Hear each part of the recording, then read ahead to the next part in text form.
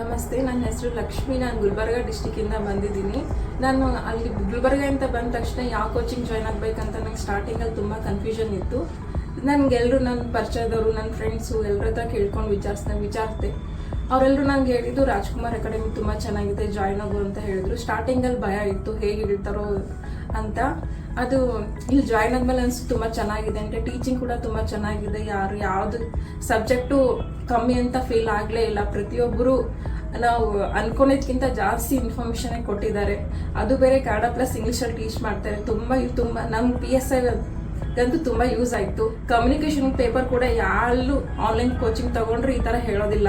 Kannada grammar, English grammar, computer ತುಂಬ information ಕೊಟ್ಟಿದ್ದಾರೆ. ನನಗಂತೂ ತುಂಬ ಯೂಸ್ ಆಗಿದೆ. ಥ್ಯಾಂಕ್ ಯು, ಧನ್ಯವಾದಗಳು.